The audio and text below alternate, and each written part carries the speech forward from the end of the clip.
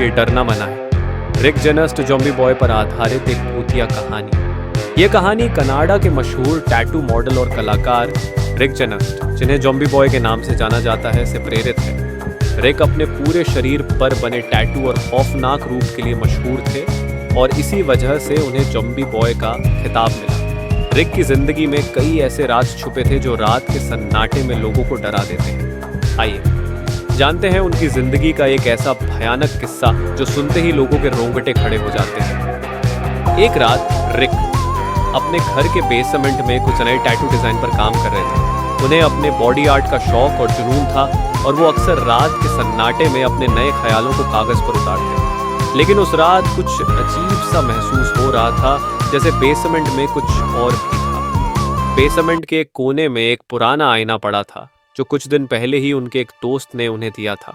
उनके दोस्त ने बताया था कि वो आईना किसी पुरानी भूतिया जगह से लाया गया था, लेकिन रिक ने इस बात पर ज्यादा ध्यान नहीं दिया।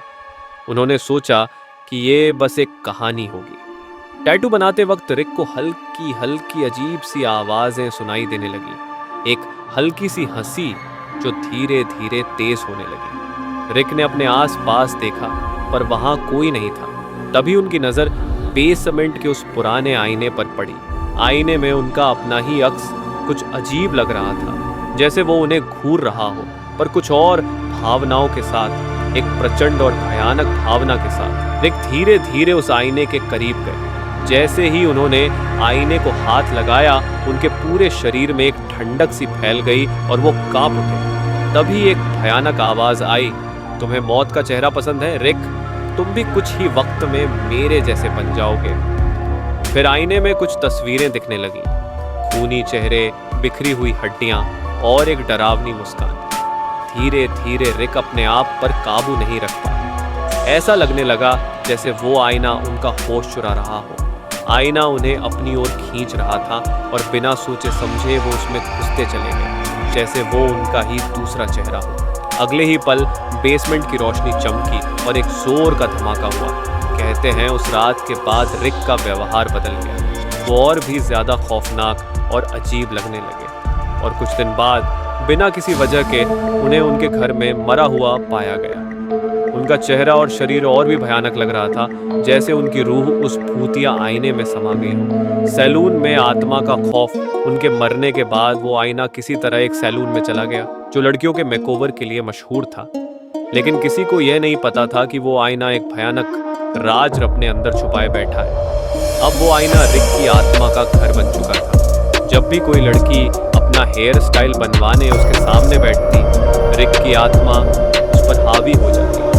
जैसे ही वो आईने में देखती, उसके दिमाग में एक अजीब सी घंटी बजती और वो सम्मोहित हो जाती। हेयर स्टाइलिस्ट जो उसके साथ होता, वो भी उस आत्मा के शिकंजे में आ जाता और बिना सोचे समझे उसके सारे बाल काट देता।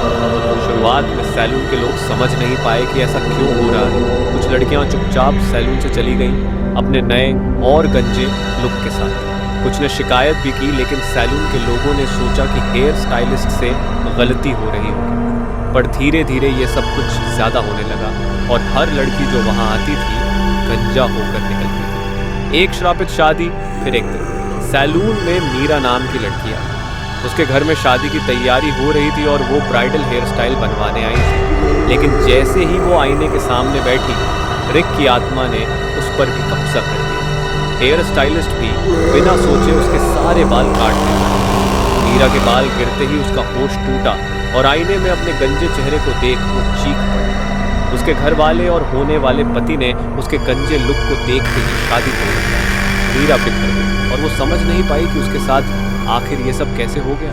सैलून का सच खुलने पर इस घटना के बाद सैलून में लोग डरने लगे।